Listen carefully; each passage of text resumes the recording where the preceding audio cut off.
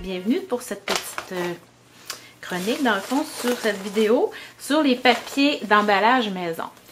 Premièrement, vous savez que j'ai une préoccupation importante pour l'environnement. Alors, quand j'ai des cadeaux à emballer, mon choix va toujours se porter vers quelque chose que j'ai déjà à la maison. Donc, je vais récupérer des sacs cadeaux que j'ai. Je vais peut-être les décorer un peu, les laisser tels quels. Alors, c'est la même chose quand je fabrique mon papier d'emballage maison. Ce que je vous recommande, c'est tout d'abord savoir ce que vous avez et que ça soit bien rangé. Parce que quand, tu sais, on est souvent pressé. Aussi, quand vous commencez à en faire, faites-en donc 5-6 feuilles, vous en avez pour un bon bout de temps. Alors, il y a beaucoup de choses qui peuvent vous servir. Ça, j'en parle beaucoup. C'est du papier qu'on reçoit tout chiffonné dans nos boîtes de Stampin' Up. Il y a plusieurs compagnies qui mettent ça comme remplissage pour pas que ça s'abîme dans les boîtes. Moi, ce que je fais simplement que repasser ce papier-là. Il ne devient pas parfait, mais il y a une belle petite texture intéressante. Il y en a autour de vous qui sont des représentantes, pas nécessairement juste de Stampin' Up, mais de d'autres compagnies. Il y a plusieurs compagnies qui postent des choses. Donc, dans vos amis, il doit y avoir des gens qui travaillent et qui ont accès à ça. OK? C'est sûr que ça se vend en rouleau, tout fait, tout acheté. Mais moi, j'essaie de toujours aller chercher des choses que j'ai déjà. Les sacs en papier. Bien sûr, ne prenez pas des sacs en papier juste pour faire votre papier d'emballage à l'épicerie. C'est comme pas trop écologique à mon avis. Si vous en avez, je sais qu'il y en a qui en ont des piles. Vous vous souvenez-vous dans le temps qu'on arrivait avec 7-8 sacs d'épicerie par semaine, on mettait ça à la poubelle. C'était épouvantable. Là, il y a du vécu. Celui-là, c'est pas celui que je prendrais. Mais ce que je vous dis, c'est qu'on enlève le fond. Puis après ça, on peut repasser aussi. C'est plus épais comme papier, mais ça peut fonctionner très bien. Ensuite, ici, moi, c'est sûr que j'achète beaucoup en grosse quantité. Donc, mes céréales, mes farines, c'est tout le temps en grosse quantité. Ce que j'ai fait, j'ai enlevé le fond de mon sac pour bénéficier de ça. Et là, ce que j'ai découvert, c'est que, bon, à l'intérieur, il n'a pas été repassé celui-là, mais regardez, on a 3 épaisseurs de papier. Donc, il pourrait être repassé. Puis écoutez, ça vient de me faire 3 feuilles d'emballage cadeau en pas grand temps. Et finalement, si vous n'avez pas le choix, vous n'avez pas trouvé autre chose, sachez qu'il se vend des grandes tablettes de papier craft dans les boutiques de matériel d'artistes. C'est pas ce que je suggère en premier lieu, mais si vous n'avez rien à récupérer chez vous, ben, ça peut être une solution. Alors, ce que je veux vous proposer, vous allez trouver ça fort joli, j'en suis certaine. Regardez ces beaux papiers. Je vous les montre un après l'autre, OK? Alors, ici, quand je fais du papier d'emballage, je m'arrange toujours pour faire une petite carte. Ici, je les ai faites en forme d'étiquette. Vous allez avoir ça dans les photos. Dans le fond, c'est ça, pour être assorti à mon cadeau. Donc, la personne qui le reçoit a tout ça de déjà prêt, tout assorti. Et c'est un fichu de beau papier avec cette étampe-là ici qui s'appelle Sweet Floral. Donc, je pense que j'ai même pas collé mon étiquette. Oui, elle est collée, pardon. Voilà, regardez si c'est beau ces fleurs-là. Il ne faut pas penser qu'il faut nécessairement ancrer au marqueur en vert puis en rose. Moi, je l'ai ancré en encre craft murmure blanc et ça a fait un wow total. OK? Et j'ai pas eu besoin de chauffer à la chaleur. J'ai laissé sécher quand même plusieurs heures. J'ai pas eu besoin de lui retoucher. OK? Donc ça, c'est une belle étampe pour faire votre papier maison. Ensuite, qu'est-ce que ça peut être? On va prendre celui-là ici. Premièrement, quand je vais donner ça en cadeau, la personne va avoir ça de joliment emballé. Je vais essayer de vous montrer ça sur les photos, là. OK, ici, on a le jeu Fifth Avenue Floral qui est très populaire. Donc, c'est sûr que ça demande peut-être quelques minutes de plus parce qu'on a du coloriage à faire. Mais ici, je vous montre, j'ai étampé dans le fond en stazone noir les roses et les petites fleurs ici. Et j'ai été colorier rapidement avec mon Aqua Painter et de l'encre dans le couvercle de mes tampons d'encre. Ensuite de ça, pour ajouter de la lumière à tout ça, j'ai été étampée en craft blanc, des petites fleurs par-dessus. Regardez mon étiquette. Et puis, à la fin, j'ai dilué du gesso avec une brosse à dents ou un pinceau. Et j'ai fait tomber des gouttes blanches pour que ça donne de la lumière, de la texture. Vous allez les voir toutes étendues, probablement en photo. Qu'est-ce que j'ai fait ensuite? OK, j'ai essayé de faire du doodling. Donc, avec mon nuancier noir. Là, je vais l'ouvrir, celle-là. C'était pas ma préférée. Et là, je vous donne un petit truc. Je garde mes rouleaux de papier essuie-tout. Et ça me permet, quand je les offre en cadeau, ça peut être des rouleaux de papier de toilette aussi, là. Ça me permet d'avoir une belle rondeur. Regardez si c'est joli. Alors, ce que j'ai fait rapidement avec mon nuancier, j'ai été faire des formes. C'est pas long, là. Ça peut vous paraître long, mais ça ne l'est pas. Ici, j'ai été remplir avec du gesso que j'avais dilué. J'ai fait mes petits splashes aussi à la fin avec ça. Et puis ça, c'est de la peinture chatoyante champagne. Celle que j'utilise pour faire dans le fond, mon smoosh spritz maison, dont je vous parle tout le temps. D'ailleurs, le smoosh, j'ai pratiquement... j'aurais pu en mettre sur toutes mes pages pour donner de l'éclat. Okay? Alors, regardez comme un petit patron 5 fait à la main, ça peut fonctionner. Vous avez probablement beaucoup d'étampes chez vous qui fonctionneraient également. Il s'agit juste d'y penser et de les utiliser. Ici, c'est un autre papier que j'ai fait.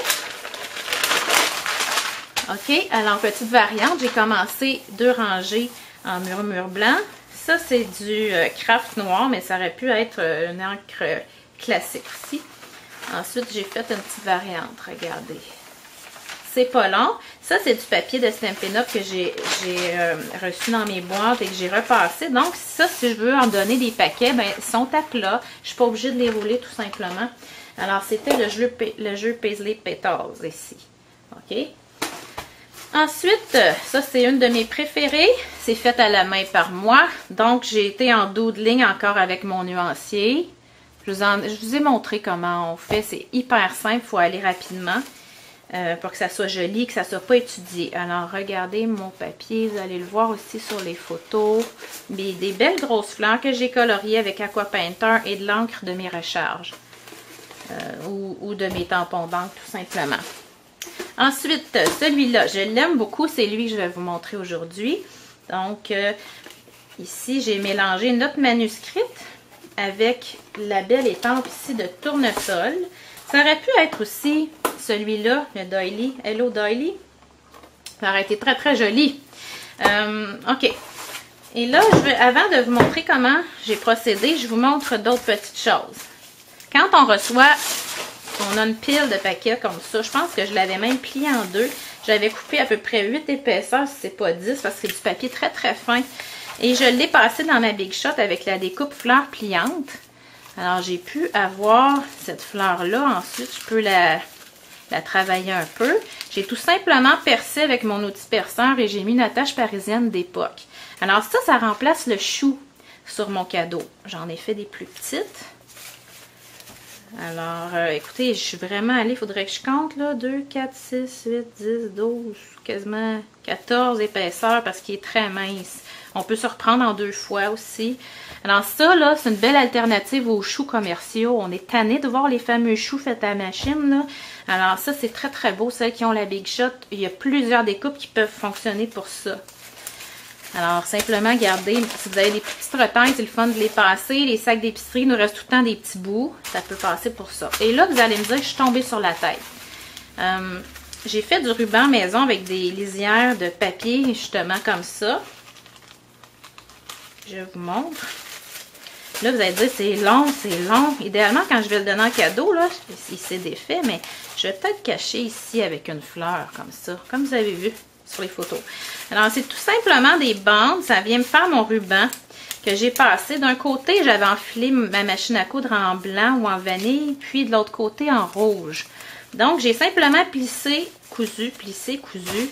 Vous allez dire, t'es donc bien patiente. Ça m'a pas pris tant de temps que ça, puis c'était mon moment créatif de la journée. Si ça m'a pris 15 minutes, c'est beau. Alors, bien emballé, ça va faire un très beau ruban pour aller avec ça sur mon papier. OK? J'en ai tout le temps plein de choses à vous montrer. Alors, je vous montre rapidement comment je suis arrivée avec ça. Dans le fond, il me manque une étampe. OK. Alors, je l'ai. J'ai procédé avec de l'encre Craft. Et là, je vais tout de suite vous dire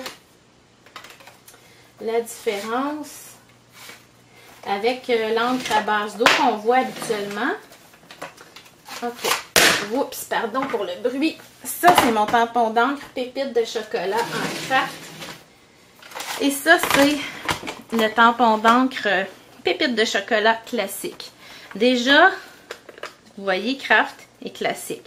Classique à base d'eau sèche très rapidement. Tiens, je vais faire le test. Ça sèche très très rapidement, ça se nettoie bien.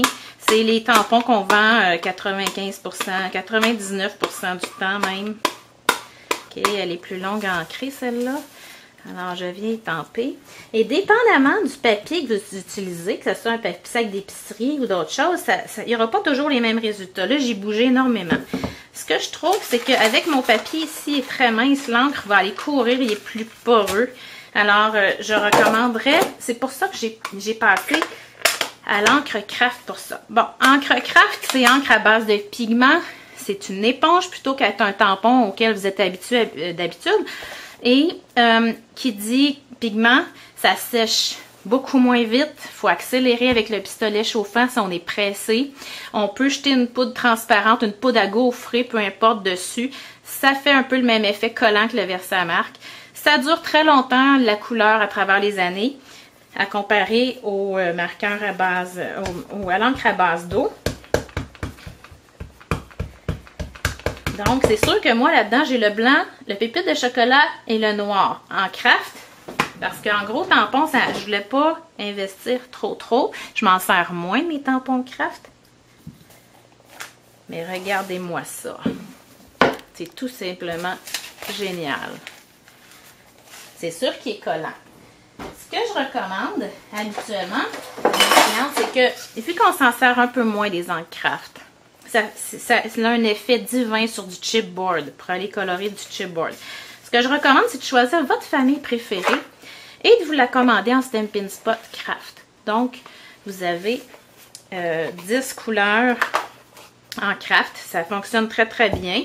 On les range la tête en bas parce qu'il n'y a pas le mécanisme à bascule. Donc, c'est une façon très économique d'avoir de l'encre Craft. Alors, si je vais chercher ici l'ensemble Notes manuscrites que j'adore.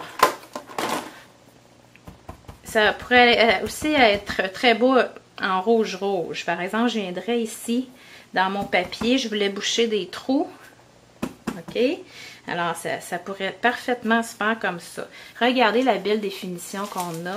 C'est génial. Après ça, moi, je nettoie avec une serviette humide. Puis, je complète dans mon Stampin' Scrub pour aller nettoyer le tout. Alors, l'encre Craft... Ça, c'est une question qui revient souvent, la différence entre les deux. J'espère que j'ai pu démystifier ça un petit peu. Alors, je vous montre un coup terminé. Ça a séché tout seul. Je n'ai pas accéléré au pistolet chauffant. Regardez mon beau papier. Voilà.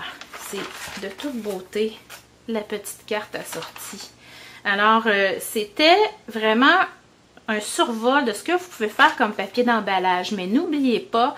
Utilisez allègrement vos roues Stampin' Around, ça va très très bien pour couvrir des grandes surfaces quand vous prenez la cartouche d'encre incluse. Alors, les possibilités sont infinies. Sortez vos étampes, surtout les grosses étampes pour que ça vous sauve du temps. Vous allez pouvoir faire plein de beaux papiers maison. Et puis, n'oubliez pas de fabriquer votre smoosh maison et d'en envoyer sur... votre papier d'emballage, ça va lui donner un beau lustré. Alors, on laisse sécher, ça va reprendre sa brillance. Et puis, je vous demande, dans le fond, vous allez remarquer autour de vous tous les matériaux que vous pouvez récupérer. Ça va faire des très beaux cadeaux de Noël qui sont vraiment éco-responsables. Alors, bon bricolage!